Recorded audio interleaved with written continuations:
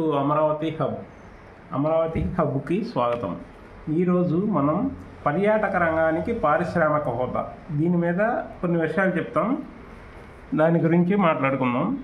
పర్యాటక రంగాన్ని పారిశ్రామిక హోదా కల్పించాలని ఆంధ్రప్రదేశ్ ప్రభుత్వం భావిస్తుంది. ఈ పారిశ్రామిక హోదా కల్పించడం వల్ల ఎక్కువ ఉపాధి అవకాశాలు కలుగుతాయి.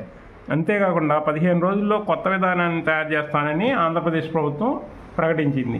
దేశంలో టూరిజంలో ఏపీ 3వ స్థానంలో ఉండాలని, ఈ 3వ స్థానం కోసం కూడా ఆంధ్రప్రదేశ్ ప్రభుత్వం పోటీ పడుతుంది. ఈ థర్డ్ ప్లేస్కు రావాలని నిన్న పర్యాటక దినోత్సవం సందర్భంగా ముఖ్యమంత్రి చంద్రబాబు నాయుడు గారు చాలా ప్రకటించారు. ఇందులో 2024 నాటికి జిఎస్టీపీలో టూరిజం వాటా 15 నుంచి 20% ఉండేటట్లు గ్రోత్ రావాలని దాని గురించి ప్రకటించారు. ఇందులో ఎక్కువ విదేశీ పర్యాటకులను ఆకర్షించే రాష్ట్రాల్లో మన రాష్ట్రం 3వ స్థానంలో ఉండాలని, హోటల్స్ గదుల సంఖ్య కూడా 40 నుంచి 50 వేల వరకు పెరగాలని దీని సందర్భంగా అన్నారు. ప్రపంచ పర్యాటక దినోత్సవం సందర్భంగా మన దేశంలో వాళ్ళు ఇతర దేశాలకు వెళ్లకుండా ఇతర దేశాల వల్లనే మన దేశానికి టూరిజం కోసం వచ్చేటట్లు ఏర్పాట్లు చేస్తున్నారు. అందుకోసం భూములు కేటాయించడం, ఈ ఇండస్ట్రీగా అలాట్ చేశాక ఈ టూరిజంలో ఇన్వెస్ట్ చేసే వాళ్ళకి వీళ్ళకి ఇచ్చే ల్యాండ్స్లో డిస్కౌంట్ ఉంటుంది. ల్యాండ్స్లోనూ రాయితీ ఇస్తారు. ప్లస్ వీళ్ళకి వచ్చే ఎలక్ట్రిసిటీ బిల్లో రాయితీ ఇస్తారు. అన్ని సౌకర్యాలు, వాటర్ కానీ మిగిలిన సౌకర్యాలు కానీ అన్ని ఆంధ్రప్రదేశ్ గవర్నమెంట్ సమకూరుస్తుంది. ఈ సమకూర్చడం వల్ల టూరిజం డెవలప్మెంట్కి ఈ కృష్ణానది కారిడార్లో ఎక్కువ ఉపయోగిస్తున్నారు. అంతేకాకుండా ప్రపంచ దృష్టిని ఆకర్షించేందుకు temple tourism, eco tourism, adventure tourism, wellness tourism, arts, crafts ఇలాంటి పర్యాటక విభాగాలు మొత్తాన్ని అభివృద్ధి చేసి ప్రపంచం మొత్తం ఏపీ వైపు చూసేటట్టు చేయాలని భావిస్తున్నారు. ఇందులో టెంపుల్ టూరిజంలో వచ్చేసి టెంపుల్స్ అన్నీ కలిసేటట్టు ఒక లైన్ వ్యూలో పెట్టి దీంట్లో bus, train and bus, road and train transport 2 ఉండేటట్లు ప్లాన్ చేస్తున్నారు. అంతేకాకుండా తీర ప్రాంతాల్లో 283 బీచ్లను కూడా అభివృద్ధి చేస్తున్నారు. మనకి కోస్టల్ ఏరియా చాలా ఎక్కువ ఉంటుంది.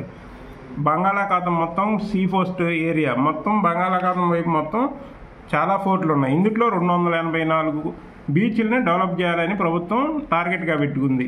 ఇంకా అంతేకాకుండా విజయవాడ నుంచి శ్రీశైలం నుంచి విజయవాడకి సీ ప్లేన్స్ అంటే వాటర్లో దిగుతాయి ప్లేన్స్, అవి స్టార్ట్ చేయాలని ఆల్రెడీ ట్రయల్ రన్స్ కూడా వేశారు. ఇక్కడ అవి మళ్ళీ స్టార్ట్ చేస్తున్నారు. అతి త్వరలోనే ఇవి జరుగుతాయి. దీని ద్వారా కూడా టూరిజం ఇంకా డెవలప్ అవుతుంది. ఎవ్రీ ఇయర్ బీచ్ ఫెస్టివల్ జరిపి ప్రతి బీచ్లోనూ ఫెస్టివల్ లాగా చేయాలని దాన్ని కూడా ఏపీ గవర్నమెంట్ స్టార్ట్ చేసింది.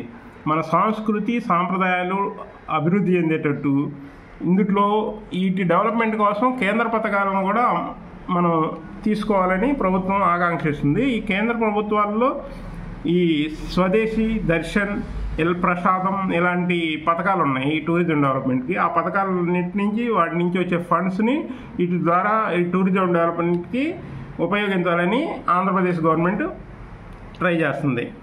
మొత్తాన్ని ఈ టూరిజం కోసం ఈ ప్యాకేజీల ప్రకారం ట్రైన్ అండ్ రోడ్ ట్రైన్ ఈ 2 ఫెసిలిటీస్, సీ ప్లేన్స్ ఇవన్నీ డెవలప్ చేసి ఇతర దేశాలను కూడా ఆకర్షించాలని ప్రయత్నం చేస్తుంది. ఈ టూరిజంలో చాలా గ్రోత్ రావాలని, దీంట్లో ఇన్కమ్ కూడా 1/3 గవర్నమెంట్లో వచ్చే బడ్జెట్లో వచ్చే ఇన్కంలో 1/3 టూరిజం ద్వారా రావాలని గవర్నమెంట్ ప్లాన్ చేస్తుంది. Thank you. Subscribe, share, like, subscribe.